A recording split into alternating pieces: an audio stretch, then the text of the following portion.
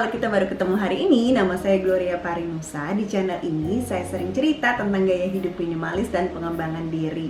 Nah, sebentar lagi kita mau masuk tahun yang baru nih, tahun 2022. Cepet banget ya, nggak kerasa. Kita semua sama-sama berharap tahun 2022 akan jadi jauh lebih baik daripada tahun sebelumnya.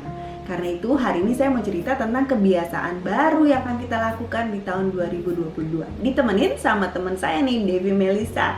Devi Melisa juga adalah salah satu content creator yang sering banget cerita tentang gaya hidup minimalis. Kita kenalan dulu yuk sama Devi Melisa. Hai Devi. Halo Kak Glo. Hai Dev, seneng banget nih Devi bisa gabung sama aku di channel aku untuk cerita-cerita tentang 22 kebiasaan baru yang akan kita lakukan di tahun 2022. Kita mulai aja ya. Jadi nanti tuh ada 11 kebiasaan yang akan di-sharing di channel ini, 11 yang lain akan di-sharing di channelnya Devi, gitu ya. Oke, kita mulai. Yang pertama, kebiasaan yang pertama yang mau kita lakukan di tahun 2022 ini adalah kita mesti bikin target yang jelas dan rencana untuk mencapai targetnya juga mesti jelas. Jadi, misalnya nih ya, kalau seandainya, biasa kan kita kalau awal tahun gini ya, kita suka bikin resolusi-resolusi baru gitu kan. Tapi resolusi akan jadi tinggal resolusi aja tuh kalau seandainya kita nggak punya target yang jelas, nggak punya caranya untuk mencapai target itu nggak jelas juga gitu kan. Jadi kita mesti punya targetnya begini, misalnya contoh akhir tahun 2022 kita mau punya tabungan dalam jumlah tertentu.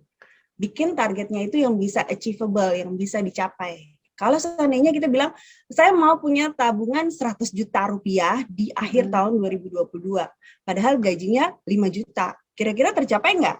Nggak bisa kan?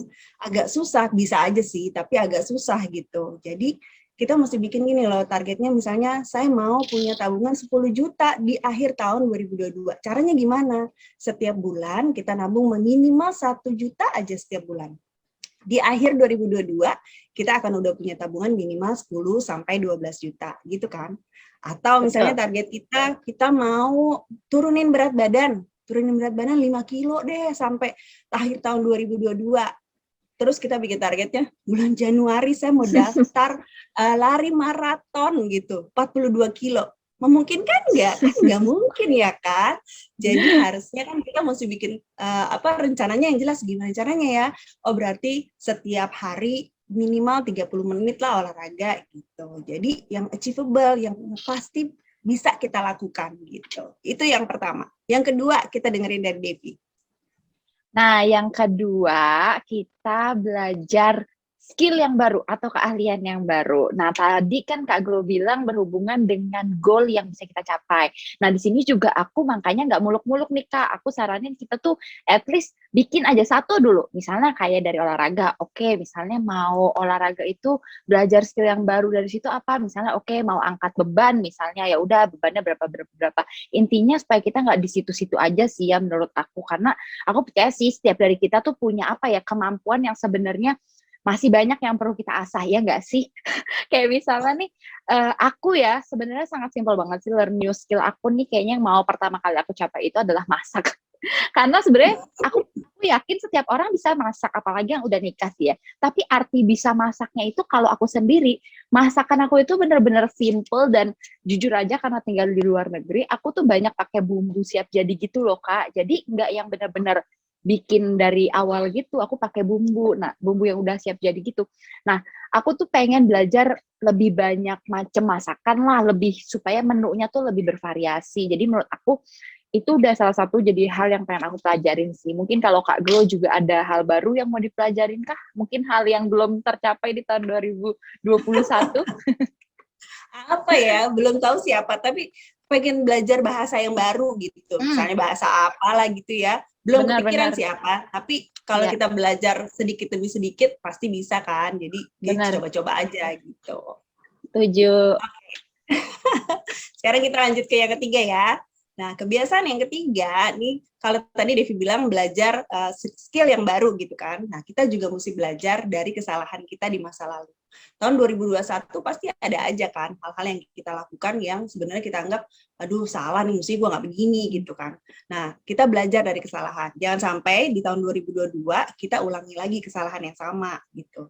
Jadi contohnya misalnya di tahun 2021 ini ternyata kita tuh karena di rumah aja, akhirnya sering banget belanja online gitu kan. Buka-buka online, belanja jadi boros gitu. Nah, tahun 2022 jangan sampai keulang lagi, kita mesti belajar untuk menahan diri. Nah, salah satunya mungkin kita bisa uninstall tuh aplikasi yang ada di handphone kita, aplikasi belanja online-nya kita uninstall. Itu kan bisa jadi salah satu caranya. Atau jangan suka iseng-iseng lah scrolling lihat barang-barang yang lucu-lucu gitu kan, terus bawa pulang ke rumah terus nggak kepake, ya nggak? Ya udah jangan lah, mendingan kita udah mulai bisa pilih-pilih nih yang mana sebetulnya yang bisa kita beli, yang mana yang enggak gitu. Jadi kita belajar dari kesalahan kita di masa yang lalu. Oke. Sekarang yang keempat, ini hal yang simple, tapi jujur aku sendiri belum ngelakuin ini. Bahkan, maksudnya nggak ngelakuin secara rutin, yaitu adalah bersyukur setiap hari. Karena ini salah satu hal yang aku pelajari juga sih ya dari tahun 2021, 2020 kan banyak banget ya kayak tadi misalnya kita belajar tentang kesalahan kita, dan salah satu hal yang aku pelajari betapa bersyukurnya kita tuh bisa lewatin tahun demi tahun gitu loh dengan di tengah masa-masa pandemi ini. Itu benar-benar hal yang luar biasa kan ya Kak ya. Jadi kayak aku mau belajar untuk apa ya, bersyukurlah setiap hari. Nah sebenarnya kalau aku sendiri itu pengen membiasakan nulis sih. Jadi kayak aku bersyukurnya itu dengan tulisan. Jadi aku benar-benar nuangin apa sih yang aku syukurin hari itu. Even kayak misalnya kita ngerasa kayak hari ini normal-normal aja kok, nggak ada yang spesial hari ini, semua biasa aja. Kita udah bangun bernafas bisa kerja itu kan udah sesuatu yang patut disyukuri kan. Nah itu sih aku mau belajar buat tulis itu karena kadang ya itu aku merasa hari ini nggak ada yang spesial kok, normal aja, nggak ada yang gimana banget, aku udah lewatin hari itu, padahal sebenarnya ada hal yang harusnya tetap bisa kita syukuri. Iya, benar-benar kamu. Kebiasaan berikutnya nih, yang kelima, itu ada hubungannya sama kesehatan. Jadi, diusahakan di tahun yang baru ini kita mesti lebih banyak bergerak gitu ya. Yes. Lebih banyak bergerak, istilahnya tuh kalau kamu kayak saya nggak sih, dia kayak misalnya kalau saya tuh di kantor kan duduk aja gitu kan. Karena duduk melulu tuh jadi sebenarnya kalau nggak gerak tuh nggak bener lah, nggak bagus gitu. Kamu gitu juga nggak? Aku mana kan karena work from home ya Kak. Jadi sebenarnya gerakannya lebih ke arah gerakan rapiin rumah kali ya. Tapi ya sama sih, kebanyakan aktivitas memang duduk ya. Jarang banget yang secara fisik bergerak. Iya betul. Makanya di tahun ini diusahakan kita lebih banyak bergerak gitu. Kalau kayak aku di kantor, kalau seandainya udah dalam waktu tertentu kayaknya udah kelamaan duduk nih, aku bangun terus gitu jalan-jalan aja gitu. Udah gitu cari udara segar sebentar aja, terus balik lagi kerja lagi gitu. Pulang kantor, pada saat sampai di rumah juga jangan langsung rebahan gitu. Aku biasanya tuh ada tracker di handphone tuh kan, satu hari itu minimal harus 7.000 langkah lah gitu. Nah, kalau misalnya belum nyampe 7.000 langkah, itu biasanya aku sambil nonton TV gitu ya, nyalain TV di rumah, terus aku jalan kaki di depan TV gitu. Jadi aneh, udah biarin aja lah. Yang penting 7.000 langkahnya tercapai gitu. Istilahnya bikin satu kebiasaan yang kita bisa track sama-sama gitu, yang bikin kita jadi lebih banyak bergerak gitu. Benar, setuju. Nah ini sebenarnya berhubungan nih dengan yang Kak Glo mention barusan ya, lebih banyak gerak. Tapi lebih spesifik lagi, aku mau bilang buat teman-teman mungkin yang kerja dari udah balik ke kantor, balik ke kampus, balik ke sekolah. Nah mungkin buat kita yang bawa kendaraan atau bahkan naik kendaraan umum, itu parkirnya yang jauh atau minta turun abang angkotnya, bang stop di sini. Jadi supaya apa sih? Supaya jalannya lebih banyak. Jadi kadang kita itu udah kebiasaan apa ya, enak gitu ya Kak. Jadi kadang kita nyari parkir sedekat mungkin. Iya nggak sih? Dulu waktu aku zaman masih bawa mobil, aku nyari parkiran tuh yang sedekat mungkin sama pintu masuk gitu loh. Tapi makin kesini makin sadar, ya ampun, bener-bener ya udah nggak pernah naik tangga karena sekarang naik eskalator atau lift. Terus parkir juga maunya sedekat mungkin, kerjaan duduk doang, bener-bener ibaratnya jalan kaki pun nggak, makanya kayak Kak Glo tadi depan TV aja tetap jalan-jalan kan, supaya seenggaknya badan kita ada gerak. Jadi mungkin ya bisa kita coba nih turun angkotnya lebih jauh dikit, atau misalnya kalau jaraknya cuma beberapa ratus meter, jalan kaki aja lah gitu. Nah sebenarnya kayak aku di Filipina sih, bersyukurnya ya Kak, di Filipina itu gaya hidupnya emang jalan sih udah banyak. Jadi emang di sini aku belajar untuk jalan kaki karena memang sudah kebiasaan orang-orang sini tuh untuk jalan kaki gitu. Jadi aku sekarang bahkan kalau jarak 1 kilo pun aku nggak masalah untuk jalan kaki. Jadi semoga bisa jadi salah satu kebiasaan yang bisa kita terapkan juga nih. Iya, bener banget. Aduh, mantep banget tuh kalau di sini di Jakarta bisa bikin begitu juga ya. Trotoar masih jarang sih di sini ya. Aduh. Oke, lanjut kebiasaan berikutnya yang berkaitan dengan minimalism ya. Jadi kita usahakan untuk membiasakan diri untuk menginginkan lebih sedikit gitu. Kita mesti belajar gimana caranya supaya kita bisa hidup dengan rasa cukup. Nah, rasa cukupnya saya sama rasa cukupnya Devi beda. Rasa cukup saya, Devi dan teman-teman juga beda juga. Jadi kita mesti tentukan sendiri nih batas cukupnya kita seberapa gitu kan. Nah, belajarlah untuk bisa menginginkan lebih sedikit. Keinginan pasti ada aja, cuman kadang-kadang kita mesti seleksi lah benar-benar keinginan mana sih sebenarnya yang harusnya kita wujudkan, yang mana yang enggak gitu. Kalau ternyata ada keinginan yang sebenarnya sih nggak terlalu harus diwujudkan, ya udah lupain aja lah. Nikmati aja hidup dengan rasa cukup. Nah, lanjut Dev, kira-kira apa lagi dari Devi nih? Nah, kalau aku yang selanjutnya itu adalah clean as you go. Jadi biasain nggak harus artinya membersihkan kita ngelap-ngelap atau gitu sih, tapi kayak apa ya, kayak mengembalikan barang ke tempatnya lah ya, mungkin itu lebih gampang. Kayak kadang kan kita, contoh paling simpel tuh aku di rumah tuh suka berisik soal gunting kuku, kayak masalahnya suamiku misalnya pakai gunting kuku, terus dia gunting kuku di kamar mandi, ya udah diletakin aja di situ. Nah aku suka gatel gitu, kayak menurutku itu kan bukan tempatnya, nanti aku susah nyarinya lagi, terus kadang kayak mana ya gunting kuku, mana ya gunting kuku, nah gitu loh. Nah jadi maksudku clean as you go-nya itu sesimpel itu. Misalnya kita habis minum, ya udah kalau misalnya udah gelasnya nggak dipakai, langsung dicuci. Intinya kayak jangan ditumpuk-tumpuk sih, karena itu benar-benar aku merasakan banget sih dampak baik dari clean as you go ini. Jadi aku harap juga bisa diterapkan sama teman-teman semua. Nah, setuju banget sih. Nah, berkaitan sama itu juga kita mesti declutter as you live ya. Jadi usahakan kita lakukan decluttering secara rutin juga. Jadi kalau decluttering secara rutin, biasanya kan kita ada jadwal-jadwal decluttering ya. Bisa 1 tahun sekali, 1 bulan sekali. Tapi kalau kita biasakan untuk declutter hanya untuk periode-periode itu, biasanya kan barang-barang jadi numpuk gitu kan. Jadi usahakan decluttering secara rutin. Nah, declutter secara rutin maksudnya gini loh. Kalau misalnya contohnya kita buka lemari, terus pagi-pagi mau ambil baju, terus kita tahu nih baju ini kayaknya udah kesempitan atau ada yang robek atau misalnya aduh kayaknya udah nggak kepengen pakai lagi gitu. Nah, langsung masukin ke kotak keluar. Kalau di rumah kita nih, di rumah aku siapin itu Dave, kotak keluar gitu. Jadi semua anggota keluarga kita harus tahu tuh ada kotak di situ, di tempat yang sama-sama gampang kita lihat gitu. Jadi semuanya harus taruh barang-barang yang nggak dipakai lagi di situ gitu. Wah, keren.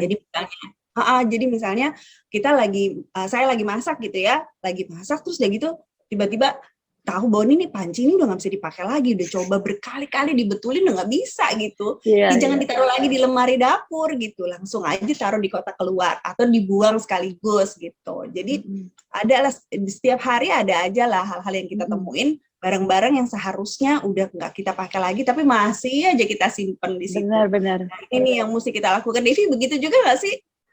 Iya. Cuman kalau aku kayaknya sekarang tuh sampai udah kayak nggak ada barang yang di declutter gitu loh, Kak. Kayak udah hampir jarang banget gitu. Karena emang aku prinsipnya itu lebih ke arah, ini termasuk kebiasaan yang selanjutnya ya, Kak, setelah itu. Jadi, dimana tunggu dulu sebelum membeli. Jadi, kalau aku sendiri lebih memilih untuk lebih baik aku memikirkan dulu nih benar-benar apa aku benar-benar mau beli, aku benar-benar butuh, apa benar bakal aku pakai atau enggak. Karena prinsipku adalah lebih baik aku yakin mau beli daripada aku oke yaudah deh beli dulu deh, ada kok duitnya, lagi diperlukan kok untuk saat ini, walaupun nggak tahu nih pakainya bakal jangka panjang apa enggak. Tapi akhirnya ternyata nanti kita bersadar, ternyata cuma dipakai 1-2 kali yang akhirnya kan declutter. Karena kalau aku mungkin emang bukan orang yang sustainable gitu sih, Kak, belum saat ini. Tapi aku mencoba dari bertahan kayak menahan diri untuk membeli, ibaratnya itu adalah langkah sustainable aku. Jadi supaya tidak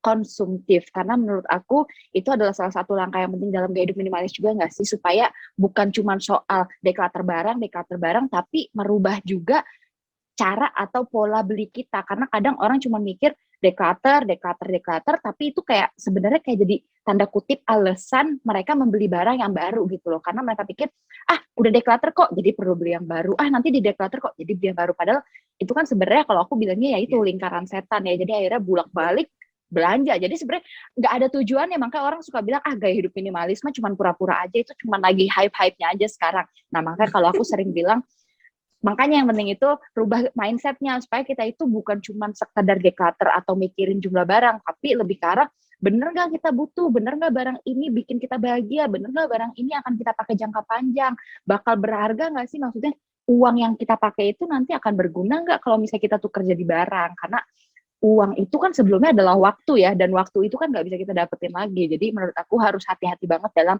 membeli barang. Makanya jangan langsung buru-buru membeli barang, jangan impulsif kayak gitu sih Kak. Ih, setuju banget deh. Mantep emang nih ya sharing sama Devi ya. Oke, yang ke-11 ini adalah berani berkata tidak. Kalau aku tuh sebetulnya ya Devi, aku tuh orangnya termasuk orang yang people pleaser gitu, yang kayak nggak bisa. Sama ya Devi juga. Iya, maksudnya gini loh, kalau misalnya orang ngajak sesuatu gitu, aku sering kali nggak enak kalau bilang enggak gitu, nggak enak nolak gitu. Ada jualan gitu, orang temen jualan gitu, rasanya aduh nggak enak kalau bilang enggak gitu nggak sih? Iya sama. Iya betul. Nah, cuman ini adalah kebiasaan yang mesti kita pelajari sama-sama sih gitu ya. Karena kalau kita bilang iya sama sesuatu, kita sebenarnya bilang enggak sama sesuatu yang lain gitu kan. Contohnya kalau misalnya pulang kerja udah capek banget gitu, tiba-tiba temen ngajakin nongkrong. Aduh, iyalah sebetulnya nggak pengen, tapi nggak enak gitu sama mereka gitu kan. Akhirnya ya udahlah, capek lah gitu. Kita jadi nggak memperhatikan diri kita sendiri. Nah, ini satu kebiasaan yang mesti banget kita pelajari di tahun 2022 nih. Kita mesti berani untuk bilang tidak untuk hal-hal yang nggak penting. Kita yang tahu sih apa yang penting buat kita, apa yang enggak kan. Jadi usahakan untuk bilang tidak sama hal-hal yang nggak penting gitu. Jadi tadi kita udah belajar 11 kebiasaan baru yang akan kita lakukan bersama-sama di tahun 2022. Kira-kira nih kebiasaan mana duluan sih yang kamu mau lakukan di tahun 2022 ini? Tulis di kolom komen di bawah ya. Nah, kita udah kenalan sama Devi juga. Terima kasih banget ya Devi ya, udah sharing di channel aku nih. Terima kasih kembali. Aku senang banget deh. Nah, nanti ya teman-teman jangan lupa berkunjung ke channelnya Devi, karena nanti di sana kita berdua juga akan sharing juga 11 kebiasaan yang lain. Jadi in total ada 22 kebiasaan baru yang akan kita lakukan di tahun 2022 gitu. Oke? Ya, jadi yang mau subscribe silakan subscribe di channel Devi, dan jangan lupa untuk tonton video-video yang lain. Kita ketemu lagi di video-video yang lain ya. Bye-bye. Thank you, Dev. Bye. Thank you, Kak Glo. Bye-bye semuanya.